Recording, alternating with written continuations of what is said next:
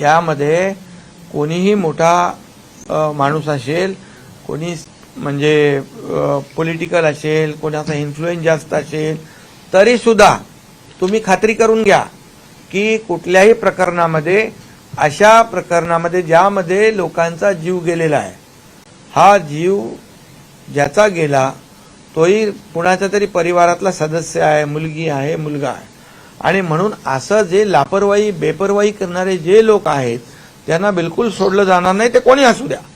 आणि म्हणून पोलीस आयुक्तांना मी स्वतः सांगितलेलं आहे, ड्रंक अँड ड्राईव्हचा जो ड्राईव्ह मोठ्या प्रमाणावर सुरू करा. जे हॉटेल रात्री उशिरापर्यंत चालू असतात त्यांचे लायसन्स रद्द करून टाका, त्यांच्यावर कारवाई करून टाका.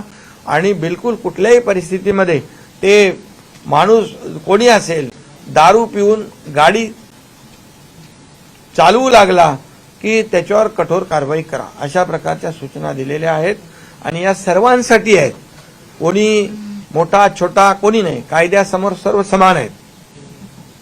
आणि याच्यामध्ये आम्ही आणखी पण काही गोष्टी करू इच्छितोय की बाबा स्पीड जो आहे, जसं आपल्या सी लिंकला स्पीड वाढला की आपोआप अलर्ट येतो, गाडी त्याची स्लो होते, असं देखील आम्ही या ठिकाणी ट्रॅफिक आणि पोलीस आणि ज्या संबंधित यंत्रणा आहेत त्यांच्याबरोबर हे करून यावर देखील काय आपल्याला कंट्रोल आणता येतो का या बाबतीमध्ये देखील करू. कारण जो स्पीडने गेला की त्याला लगेच पेनल्टी, त्याचा दंड त्याच्या ऑटोमॅटिक होतो ना, तर ते देखील आम्ही त्याच्यावर देखील हे करतोय, जेणेकरून सर्व सिस्टीम ज्या आहेत या संबंधित सिस्टीम एकत्र करून याच्यावर कारवाई झाली पाहिजे.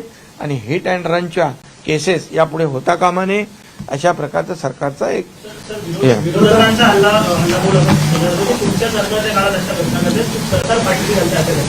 आता जाऊ दे. आता सरकार आता कुठली आकडेवारी माझ्याकडे आहे सगळी, काय काय विरोध तिकडे अगोदर 2.5 वर्षात झालं ते माझ्याकडे आहे.